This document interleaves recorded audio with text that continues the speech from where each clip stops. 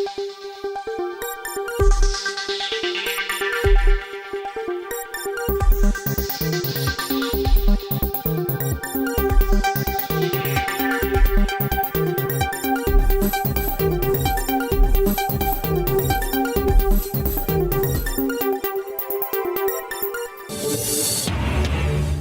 দাম বাড়লেও অন্যগুলো সাশ্রয়ী হয়েছে বললেন অর্থ উপদেষ্টা।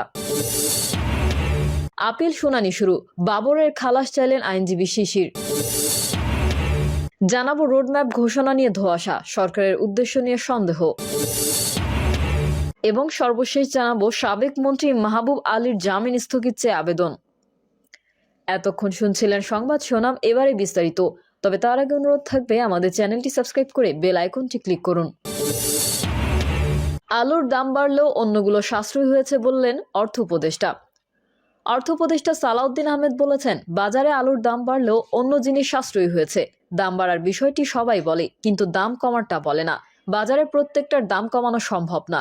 বাজার এমন একটা জিনিস, একটার দাম কমবে, একটার দাম বাড়বে।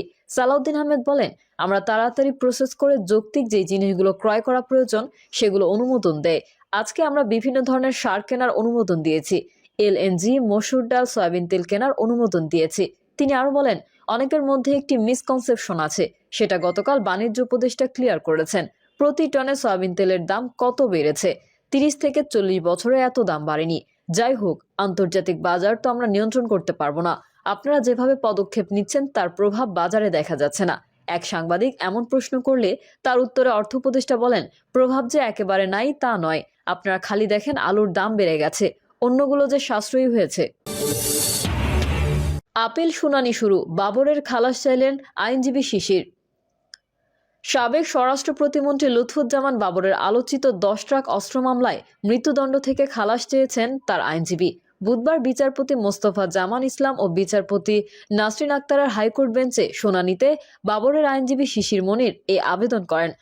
আদালতের রাষ্ট্রপক্ষে ছিলেন deputy attorney general Sultana Akter Ruby ও সহকারী অ্যাটর্নি জেনারেল মোহাম্মদ আসিফ ইমরান জিসান। অন্য 5 জন আসামির পক্ষে শুনানিতে রয়েছেন জ্যেষ্ঠ আইনজীবী SM শাহজাহান। এর আগে 6 নভেম্বর এই শুনানি শুরু হয়। রাষ্ট্রপক্ষ প্রয়োজনীয় নথি উপস্থাপনের পর যুক্তি উপস্থাপন করেন। এরপর আসামি পক্ষ যুক্তি তর্ক উপস্থাপন শুরু করেন। আইনজীবী শিশির মনির বলেন, লুৎফুজ্জামান বাবর মূলত এই মামলার আসামি ছিলেন না। 28টি সাক্ষী হয়ে যাওয়ার পরে পুনরায় তদন্তের জন্য একটি নির্দেশনা দেওয়া হয়। পুনরায় তদন্ত করা হয়। ওই তদন্তের মাধ্যমে বাবর সহ 11 জনকে নতুন করে আসামি করা হয়। পরে 53 জনের সাক্ষী নিয়ে বাবরকে নিম্ন আদালতে ফাঁসি দেওয়া হয়। আমরা বলেছি, এভাবে মামলা চলা অবস্থায় 28 জন সাক্ষীর সাক্ষ্য শেষ হয়ে যাওয়ার পর যেই তদন্তের আদেশ দেওয়া হয়েছে তা আইন অনুযায়ী হয়নি, বেআইনিভাবে করা হয়েছে। তার মানে কোনো সরাসরি এভিডেন্স ও কোনো দেখা সাক্ষী নেই। রাষ্ট্রপক্ষকে উদ্দেশ্য করে শিশির মনির বলেন, তারা বলেছেন তার নির্দেশে 5 জনকে জেল থেকে ছেড়ে দেওয়া হয়েছে। সাক্ষ্য প্রমাণ বিশ্লেষণ করে দেখা যায় 5 জনের কাউকে ছাড়া হয়নি, সবাই জেলে আছে। এই আইনজীবী আরো বলেন, তার বিরুদ্ধে তিনি তদন্ত রিপোর্টকে প্রভাবিত করেছেন, কিন্তু এই বিষয়ে তৎকালীন তদন্ত কমিটির সভাপতি ও সচিব বিপরীত বক্তব্য দিয়েছেন। শিশির মনিরের মতে, যেহেতু কোনো সাক্ষ্য প্রমাণ নেই, তাই অতি দ্রুত যেন এই মামলা থেকে তাকে বেকসুর খালাস দেওয়া হয়। 10 ট্রাক অস্ত্র মামলার ঘটনা ঘটেছে, এটা সঠিক, কিন্তু প্রকৃত দোষীকে নির্ধারণ করতে পারেনি। ফলে আমরা আদালতের সামনে লুৎফুজ্জামান বাবরের বেকসুর খালাস দাবি করেছি। জানাবো রোডম্যাপ ঘোষণা নিয়ে ধোঁয়াশা, সরকারের উদ্দেশ্য নিয়ে সন্দেহ। দ্রুততম সময়ের মধ্যে অন্তর্বর্তী সরকারের প্রধান উপদেষ্টা আগামী জাতীয় সংসদ নির্বাচনের রোডম্যাপ ঘোষণা করবেন, এমন আশা রাজনৈতিক দলগুলোর। এসব দলের নেতারা বলছেন, সংস্কার কার্যক্রমের জন্য যৌক্তিক সময় রেখে সরকারের উচিত নির্বাচনের রোডম্যাপ ঘোষণা করা। রোডম্যাপ ঘোষণা না করার ফলে দেশে একটি গুমট পরিবেশ তৈরি হয়েছে। সরকারের উদ্দেশ্য নিয়ে রাজনৈতিক মহলে সন্দেহ ও অবিশ্বাস দেখা দিয়েছে। তারা বলছেন, নির্বাচনী রোডম্যাপ না থাকায় পুরো মাত্রায় নির্বাচনী কার্যক্রমে নামতে পারছে না দলগুলো। ইস্যু ভিত্তিক কর্মসূচি পালন করে সময় পার করছে বিএনপি ও সমমনা দলগুলো। অন্যদিকে আওয়ামী লীগ ও তাদের মিত্ররা পালিয়ে বেড়াচ্ছে। দেশে বিদেশে অবস্থান করে নানা ধরনের প্রোপাগান্ডা চালিয়ে যাচ্ছে তারা।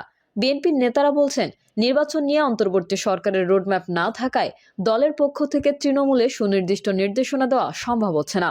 ভারপ্রাপ্ত চেয়ারম্যান তারেক রহমানের নির্দেশনা মোতাবেক তৃণমূলের দলকে সুসংগঠিত করার উদ্যোগও ভেস্তে যাচ্ছে। জেলায় জেলায় সম্ভাব্য অনেক প্রার্থী থাকলেও তা চূড়ান্ত করা যাচ্ছে না, ফলে নিজ নিজ এলাকায় যে যার মতো রাজনৈতিক বলয় তৈরি করছেন। তৃণমূল পর্যায়ে বিক্ষিপ্তভাবে নানা অপরাধেও জড়িয়ে পড়ছেন কেউ কেউ, অথচ বিএনপি থেকে অন্তর্বর্তী সরকারকে সব ধরনের সমর্থন ও সহযোগিতা দিয়ে আসছে। তাদের সংস্কার কার্যক্রম বেগবান করতে নিজ উদ্যোগে বিএনপি কিছু প্রস্তাবনা উপস্থাপন করেছে। অথচ কেবল সংস্কারই এই সরকারের একমাত্র কাজ নয়, তাদের এটিও মনে রাখতে হবে অন্তর্বর্তী সরকারের প্রধান কাজ হচ্ছে একটি অবাধ, সুষ্ঠু ও গ্রহণযোগ্য নির্বাচনের ব্যবস্থা করা। সেই নির্বাচনের রোডম্যাপ নিয়ে সরকার যখন গড়িমসি করে, তখন তাদের উদ্দেশ্য নিয়ে রাজনৈতিক দলগুলোর মধ্যে সন্দেহ ও অবিশ্বাস তৈরি হওয়াটা স্বাভাবিক। অন্তর্বর্তী সরকারের পক্ষে সব সংস্কার করা সম্ভব না। নির্বাচনের জন্য যতটুকু সংস্কার দরকার, যেমন বিচার ব্যবস্থা, নির্বাচন কমিশন, জনপ্রশাসন, এগুলো সংস্কার করে সরকারের নির্বাচনী রোডম্যাপ ঘোষণা করা উচিত। তাহলে জনগণ বুঝতে পারবে যে সরকার জনগণের কল্যাণে কাজ করছে। তাদের অভিযোগ, এখনো আগের কায়দায় সরকারের পৃষ্ঠপোষকতায় কুইন্স পার্টি তৈরির চেষ্টা দৃশ্যমান। এমনকি দলের শীর্ষ নেতাদের রাজনীতি থেকে মাইনাস করার চেষ্টাও নানাভাবে আলোচনা হচ্ছে দলের মধ্যে। এ বিষয়ে বিএনপির ভাইস চেয়ারম্যান মোহাম্মদ শাহজাহান বলেন, ফ্যাসিবাদী আওয়ামী লীগের আমলে যে নির্বাচনগুলো হয়েছে সেখানে জনগণের কোনো অংশগ্রহণ ছিল না, মানুষের মতামতের কোনো মূল্য ছিল না। অথচ আমাদের সংবিধান অনুযায়ী জনগণ হলো রাষ্ট্রের মালিক। সেই মালিকানা প্রতিষ্ঠা করতে হাজার হাজার ছাত্র জনতা রাজপথে রক্ত ঝরিয়েছে। এখন সময় হয়েছে একটি সুষ্ঠু, গ্রহণযোগ্য ও অংশগ্রহণমূলক নির্বাচনের মাধ্যমে জনগণের ক্ষমতা জনগণের হাতে ফিরিয়ে দেওয়া। জনগণের দল হিসেবে বিএনপিরও একই চাওয়া। শুরুর দিকে এক এক দল এক এক ধরনের কথা বললেও এখন সবাই চায় দ্রুত সময়ের মধ্যে নির্বাচন হোক। বিএনপিও মনে করে যত দ্রুত নির্বাচন দেওয়া যায় ততই মঙ্গল। এতে মানুষের আকাঙ্ক্ষার প্রতি সম্মান প্রদর্শন করা হবে। সময় মতো এটি করতে না পারলে জনগণের মধ্যে অন্তর্বর্তী সরকার নিয়ে একটি ভুল বার্তা যেতে পারে। আর জনগণের মধ্যে ভুল বার্তা যাক, এটি কারোরই কাম্য নয়। বিএনপি সাংগঠনিক সম্পাদক শামা ওবায়দ বলেন, অন্তর্বর্তী সরকারের পক্ষে সব সংস্কার করা সম্ভব না। নির্বাচনের জন্য যতটুকু সংস্কার দরকার, যেমন বিচার ব্যবস্থা, নির্বাচন কমিশন, জনপ্রশাসন, এগুলো সংস্কার করে সরকারের উচিত রোডম্যাপ ঘোষণা করা।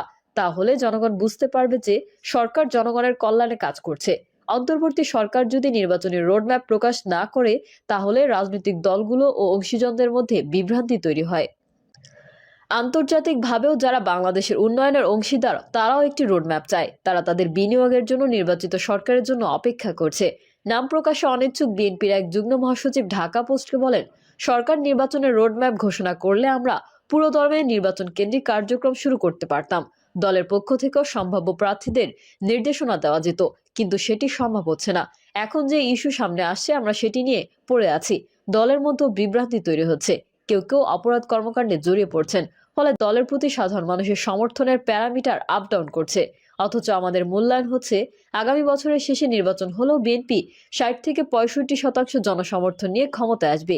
ওই নেতা অভিযোগ করেন, আগের মতো এখনো সরকারের পৃষ্ঠপোষকতায় কিংস পার্টি তৈরির চেষ্টা চলছে। সরকারের পক্ষ থেকে জেলার ডিসি ইউএনওদের নির্দেশনা দেওয়া হয়েছে যে বিভিন্ন কর্মকাণ্ডে বৈষম্য বিরোধী ছাত্র আন্দোলনের নেতাদের পরামর্শ দিতে, তাদের সহযোগিতা করতে। সরকার তো তাদের প্রতিনিধিত্ব আছে, তারপরেও কেন এমন নির্দেশনা? ফলে অন্তর্বর্তী সরকারের প্রতি বিএনপি সন্দেহ তৈরি হওয়াটা স্বাভাবিক। তবে আমরা মনে করি, অতীতেও কিংস পার্টি সফল হতে পারেনি, এবারেও পারবে না। অন্যদিকে অন্তর্বর্তী সরকারের প্রতি হুঁশিয়ারি উচ্চারণ করে বিএনপির সম্পাদক মণ্ডলীর এক সদস্যর নাম প্রকাশ না করে বলেন, আমরা আরও 1 মাস দেখব। এ সময় রাজনৈতিক দল হিসেবে নির্বাচনের দাবিতে আমাদের নানামুখী কর্মসূচি থাকবে। প্রয়োজন হলে একটা সময় প্রকাশ